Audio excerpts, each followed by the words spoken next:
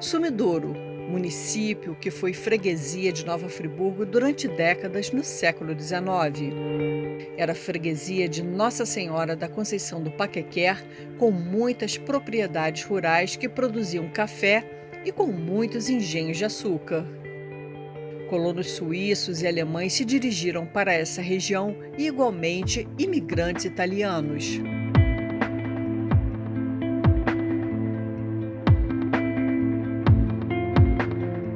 Os italianos que foram para essa região são as famílias Bertolotto, Morizini, Donin, Lampa, Zião, Storani, Marchito, Longo, Lamoa, Serafim, Latanzi e Zavoli. A programação do programa Por Dentro da História foi até o município de Sumidouro entrevistar descendentes de imigrantes italianos. O senhor nasceu aonde? Eu nasci lá no Campo Alegre. Aqui em Sumidouro? Não, lá perto de Além Paraíba. Ah, tá. O Campo Alegre é lá perto de Além Paraíba. O senhor nasceu em que ano? 1925. Eu vim para ali com um ano, mamãe disse que eu tinha 1 ano e meio. Ah, Eu fui criado ali. O senhor só nasceu em Campo Alegre, mas só com nasci 1 ano lá. e meio o senhor já veio aqui para Sumidouro. Depois de 1 ano e meio que eu vim para Sumidouro, com a mãe para lá. Ah, sim. Aí eu não sei de nada mais. Mas veio com a família toda, sua mãe, seu pai? Papai, mamãe, tudo. E aí o seu pai trabalhou em quê em Sumidouro? Aqui trabalhamos na roça. Na roça? É. Ele tinha uma propriedade própria, arrendada? Não tinha nada disso. Era empregado? Era empregado. Empregado era colono, né? Colono? Colono era meieiro, colono era meieiro, trabalhava de meia, de meia, é uma coisa assim.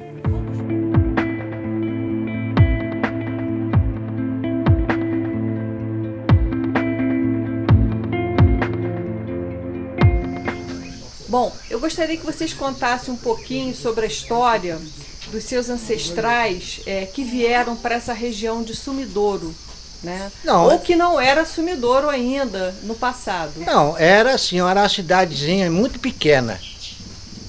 Você vê que passava carro de boi lá, hoje nem boi pode passar tocado.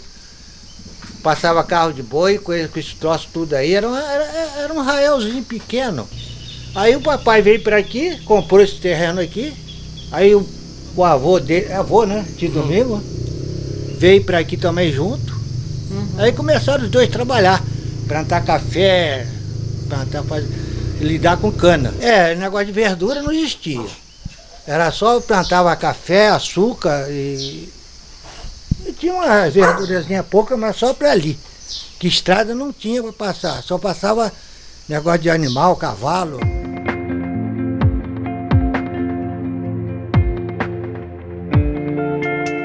Com quantos anos você começou a trabalhar, seu Geraldo?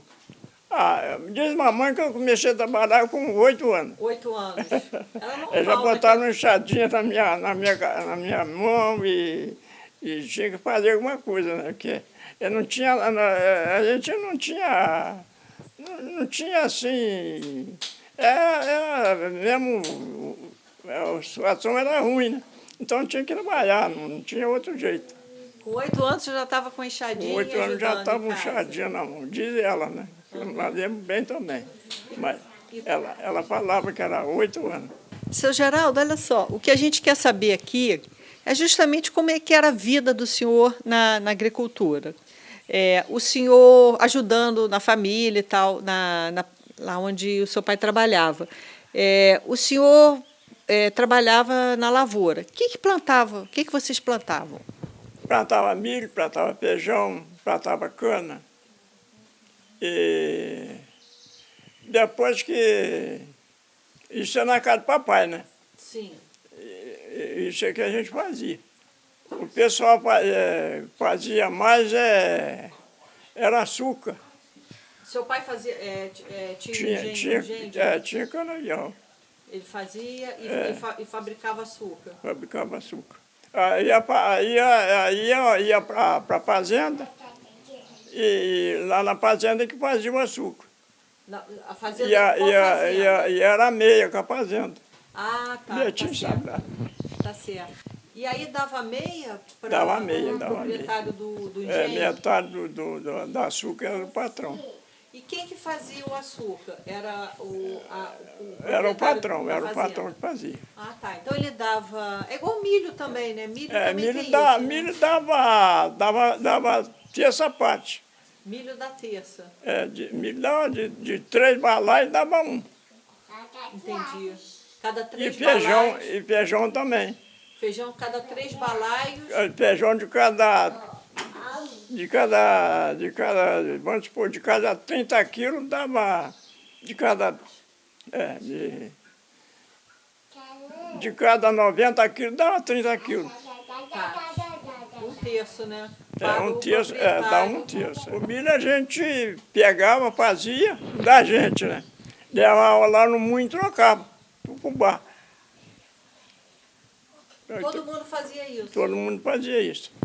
Quer dizer, vocês plantavam e na propriedade em que vocês eram colonos, né, vamos dizer assim, lá vocês levavam o produto in natura, onde se fazia o açúcar, onde se fazia o fubá, e vocês davam um percentual de acordo com a mercadoria.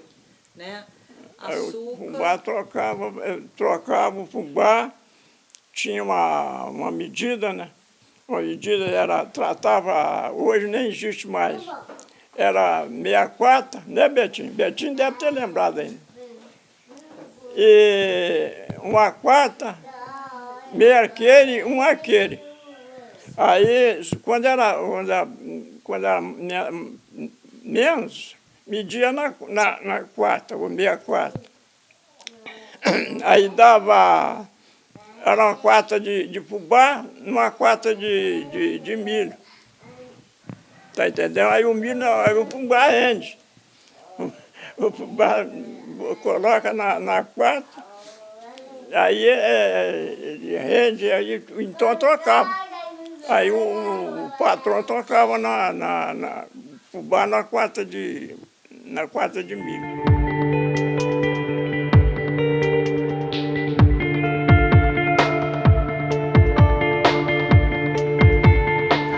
Ele tinha uma propriedade na Boa Vista, depois ele vendeu aquilo lá e sempre estava com meu tio junto. Sim. Os irmãos estavam sempre juntos. Todos juntos. Eles dois trabalhavam juntos. Eles botavam os taleiros aí, puxavam a tora do mato com boi e faziam isso tudo. Aí depois eles vieram para comprar essa terra aqui. Aí compraram essa terra aqui. Vocês são primos. Nós somos primos de segundo grau. De segundo grau. O meu pai que era primo de primeiro grau. Ah, tá certo. Quer dizer, e aí vocês, qual foi a atividade dos italianos aqui nessa região? Foi plantação de café também, né? Plantação de café, cana, mas que era o serviço deles. Rapadura. Fazia rapadura, açúcar. Como é que é um engenho assim de rapadura? O engenho de rapadura, você molha aqui, aí tinha o tanque ali embaixo enchido de garapa. Aí ficava 3 pessoas lá embaixo na taxa. Na hora de botar o fogo, tinha que tomar conta da taxa, né? Entornava tudo, ela escumava, senão embolava tudo. E era um trabalheiro. Às vezes levantava 1h da madrugada, botava boi no engenho, aí já botava o fogo mais tarde um pouquinho, para ter garapa suficiente durante o dia. Que tinha 4 juntos de boi, tirava 2 e depois botava 2.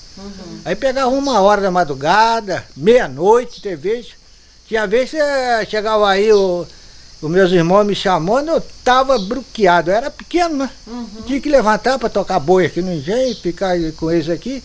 Aí era luta. Fazia rapadura e tomava café. Fazia rapadura e açúcar. O açúcar ganhei. Já a rapadura já tirava um ponto mais fraco da taxa. Ah, tá certo. Para botar na forma para fazer a rapadura. E como é que o senhor descia esse morro para vender essa produção do senhor? Era tropa. Era poder de burro. O senhor tinha tropa própria? Não, papai nunca teve. Nunca teve um carro, nunca teve tropa, não teve nada. E como é que o que parava aqui era o Mário Sarafim, que tinha fazenda lá perto de Morinelli. Ah, tá. Ele chegava aqui de tardinha com os burros, soltava aí levantava cedo, sacava tudo. Às vezes tinha 12 burros. Subia para esse morro aqui, ó. Aí ele virava ali e ia para 2 barras, levava. Ele passava aqui, recolhia café, açúcar, rapadura, tinha tudo. Aí lotava os burros e levava. Mais ou menos uma tropa de 12 burros? É. E era assim que o senhor vendia, quer dizer, então Era assim, era assim. Não precisava sair daqui. Não precisava papai sair para vender. Já vinha gente de fora para apanhar. Pegava. E qual assim o período que passava essas tropas aqui? Uma vez por semana? E depende quando tinha mercadoria. Aí papai ligava ia lá, avisava ele, né? Falava, ó, já tem troço lá, já tem os caixotes, estão cheios de açúcar, rapadura tem bastante. Aí eles vinham com a tropa. Aí chegava aqui de tardinha, soltava os burros no pasto. Aí ele ia a cavalo para 2 barras e o tropeiro ia atrás tocando os burros a pé. E meus avós chegaram aqui no Brasil no entorno de 1900. O meu bisavô, Luiz Bertolotto, conheceu a minha bisavó no navio. Ele tinha 18 anos quando veio para cá. Namoraram, se conheceram, namoraram e se instalaram primeiro na fazenda Santa Cruz. Colonos. Como colonos. Como colonos para plantar café. Exclusivamente café. Sim. Do café eles ganharam um dinheirinho, compraram essa propriedade aqui na Serra e depois se associaram o pai dele e o meu avô.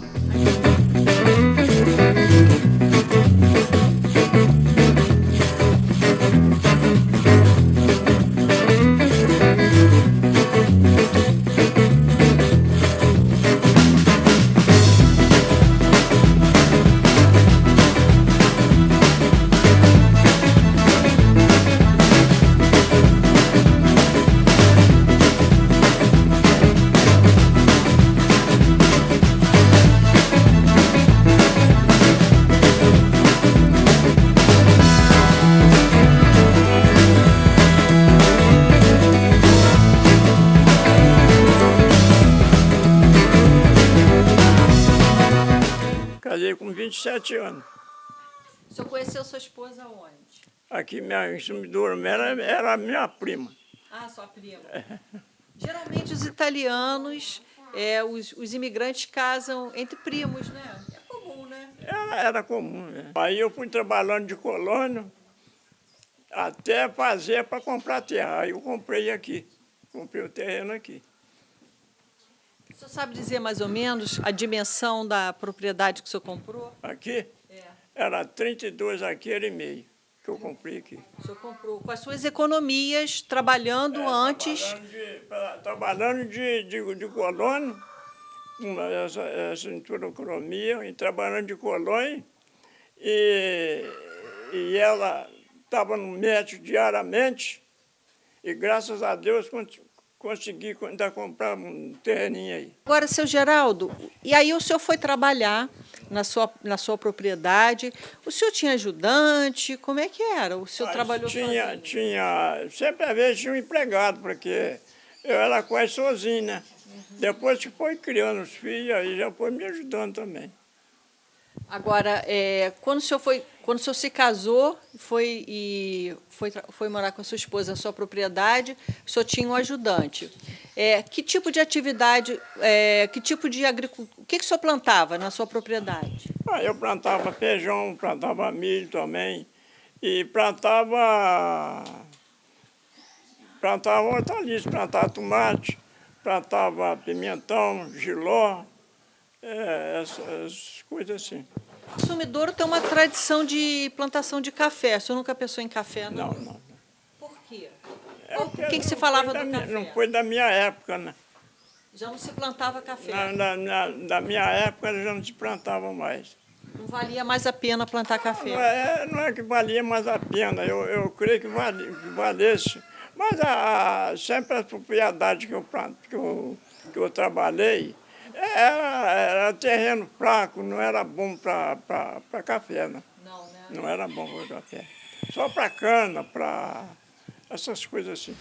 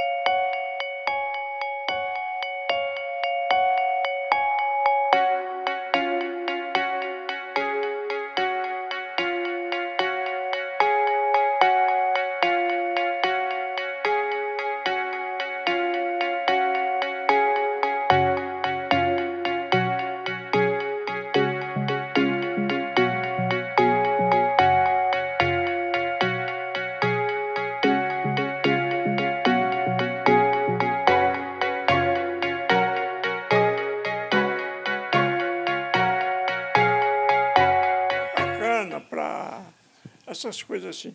E como é que o senhor fazia com os produtos que o senhor plantava? Como é que o senhor comercializava? Vendia? Eu vim, um produto de hortaliça, mandava para o mercado.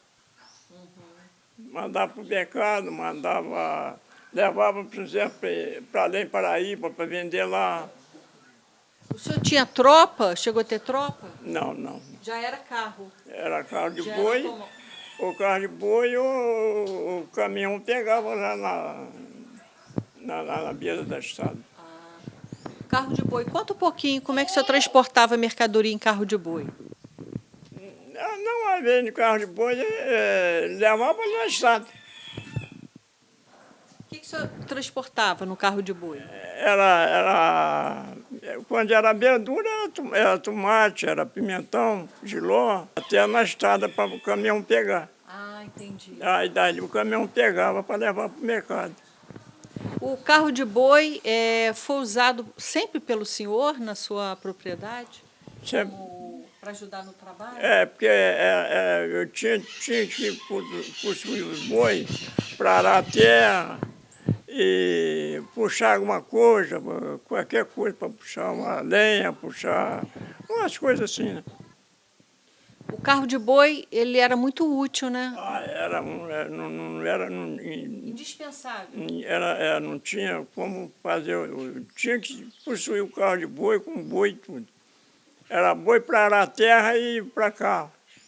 Quem tinha propriedade tinha que possuir boi. Não tinha outro jeito.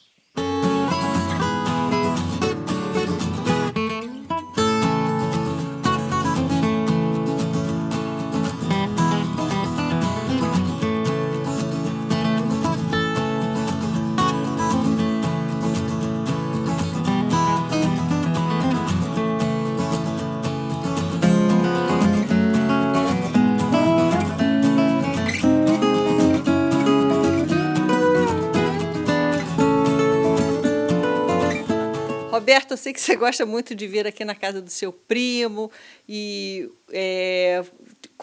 conversar com ele, tirar um dedo de prosa. O que você lembra assim, de coisas interessantes que ele conta?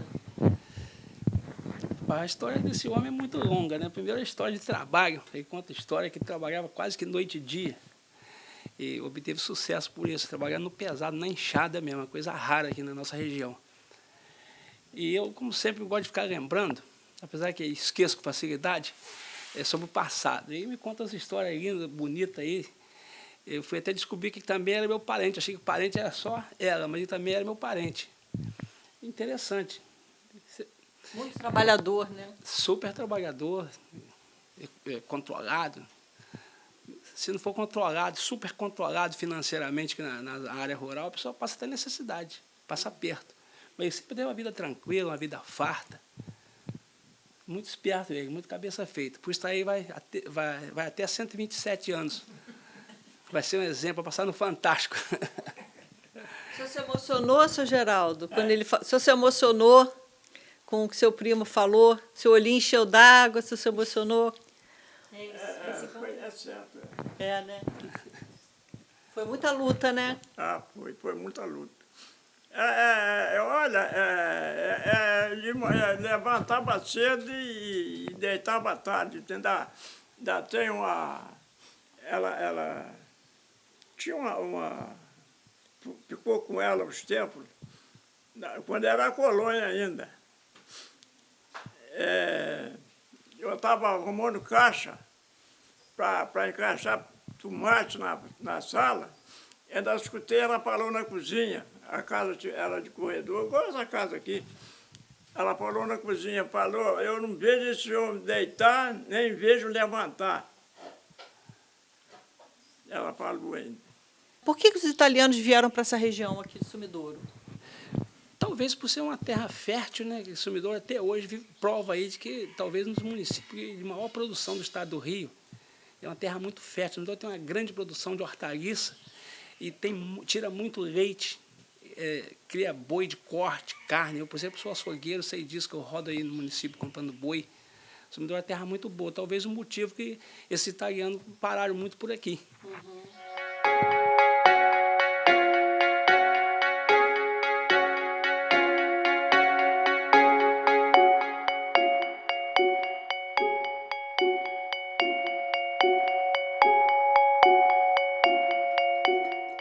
açúcar foi o principal produto de exportação no Brasil colônia. No entanto, o açúcar de beterraba introduzido no mercado mundial acarreta uma crise nos engenhos do Nordeste do país. No século XIX, o café substituiu o açúcar e o algodão na pauta de exportação. Em Sumidouro, tudo indica que os engenhos de açúcar tinham a mesma importância econômica que a produção de café. Faltam pesquisas, mas o açúcar pode até mesmo ter superado o cultivo do café. Os primeiros engenhos eram movidos pela força da água ou de bois. A primeira etapa do engenho é a moagem da cana, quando é extraído o caldo, também conhecido como garapa. Na produção de açúcar, o caldo de cana é levado para os grandes tachos de cobre e submetido a fogo brando até atingir o ponto, se transformando em mel.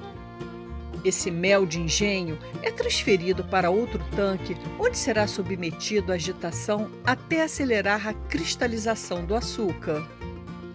A seguir, é colocado em formas de madeira, onde fica até esfriar. O açúcar bruto é igualmente conhecido como mascavo. O processo de fabricação de rapadura é semelhante ao da produção de açúcar somente nas etapas iniciais, depois tem um procedimento próprio. Na produção de cachaça, o caldo de cana é armazenado para fermentação, sendo a seguir destilado.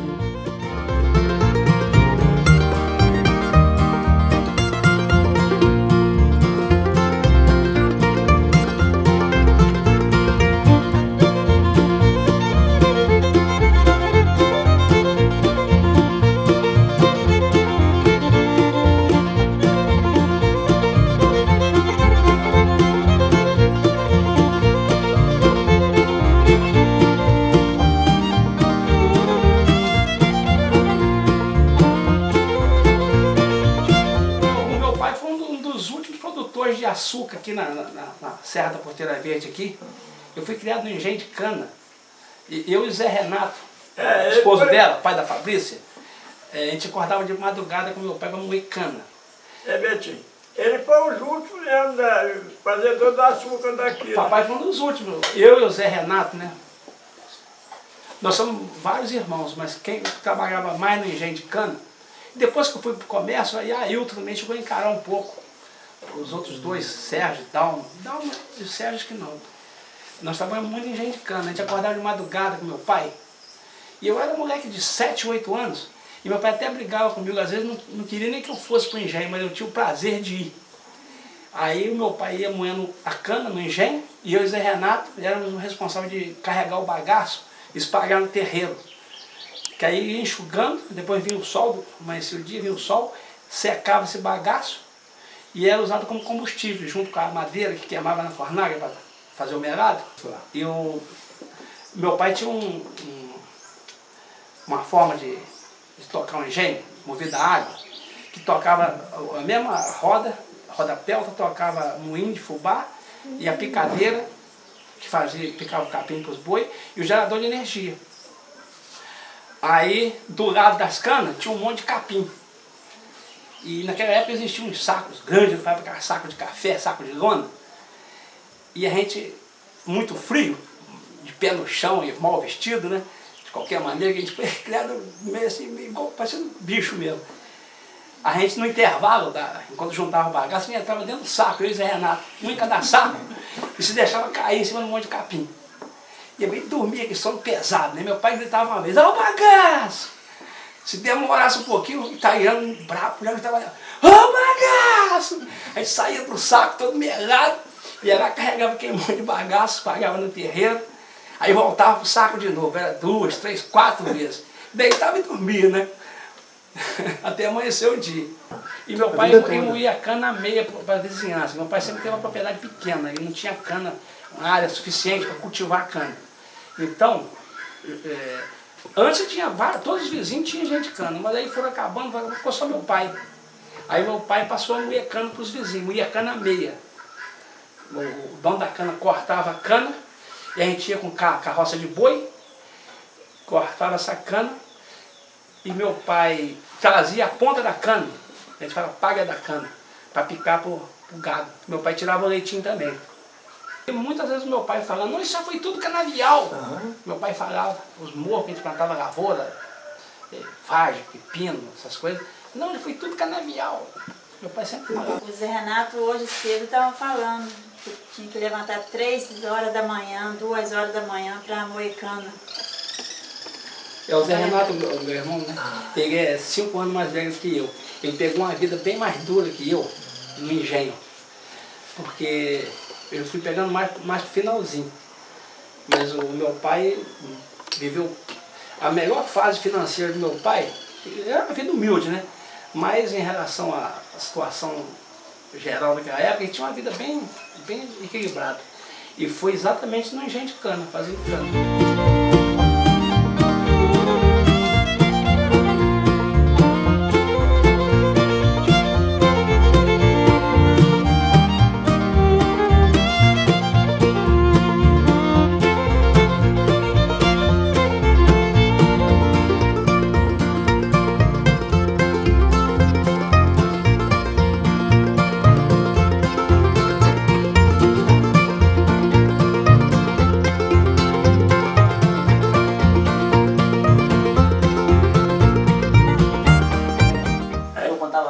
A tropa de mula que passava aqui.